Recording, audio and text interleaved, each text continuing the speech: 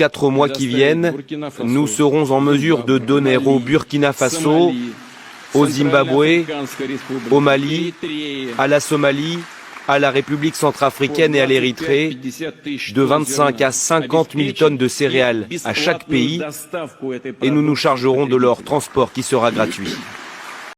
Les questions que mes générations se posent sont les suivantes, si je peux me résumer. C'est de ne pas comprendre comment l'Afrique, avec tant de richesses sur notre sol, avec une nature généreuse, de l'eau, du soleil en abondance, l'Afrique est aujourd'hui le continent le plus pauvre. L'Afrique est un continent affamé. Et comment se fait-il que les chefs d'État traversent donc le monde à mendier? Voici des questions que nous nous posons et que nous n'avons pas de réponse jusque-là. Nous avons l'occasion de tisser de nouvelles relations.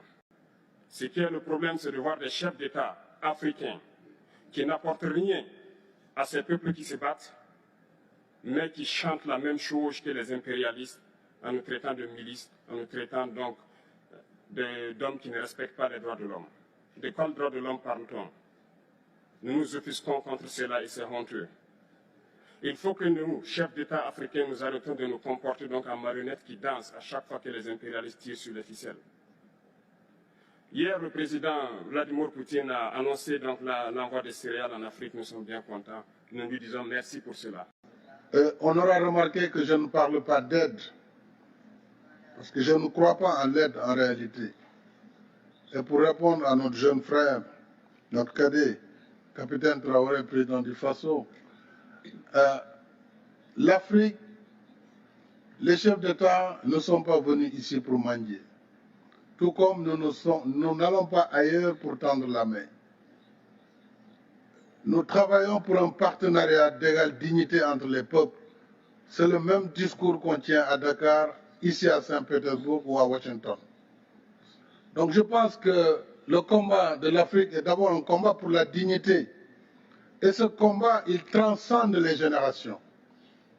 Je suis très heureux, moi, d'être à côté du président Museveni ou du président Denis Sassou Nguesso, qui ont été pour l'un des combattants de la liberté, pour d'autres, des modèles de résilience. Et chaque génération a son combat à mener.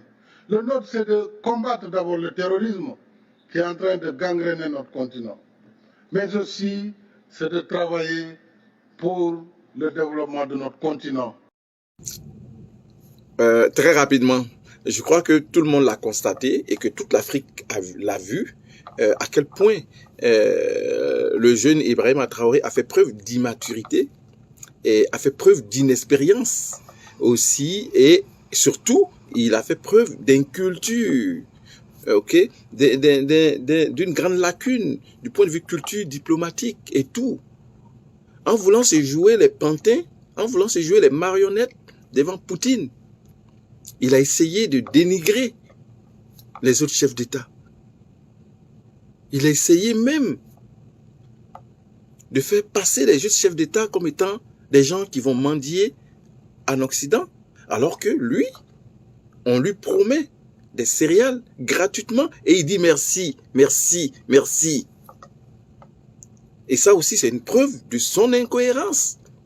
En même temps, son inculture ou son manque d'instruction ou d'information ou de connaissance du contexte géopolitique même. Je pense qu'il aurait dû s'informer comme il faut sur les protocoles, surtout les 92 protocoles qui avaient été signés en 2019 lors de la première rencontre Russe-Afrique. Mais ça, il ne le savait pas. Il ne sait pas que par rapport aux 92 protocoles signés,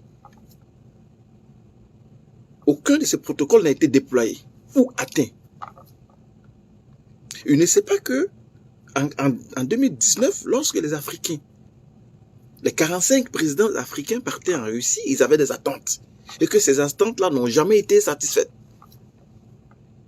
Et il ne sait pas que nombreux sont des pays africains qui, lorsqu'ils allaient en 2019, avaient espoir d'être traités d'égal à égal dans les échanges. Mais il ne sait pas que ça n'a jamais été respecté.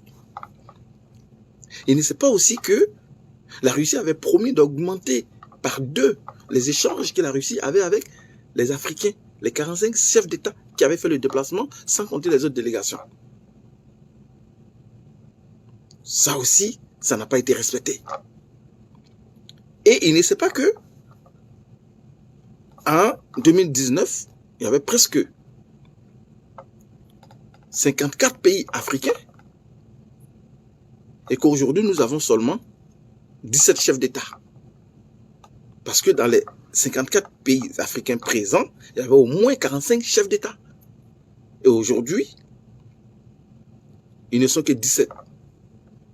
Parce que justement, l'espoir qui avait suscité ce sommet-là a échoué. Les objectifs n'ont jamais été atteints. Ça a été la déception.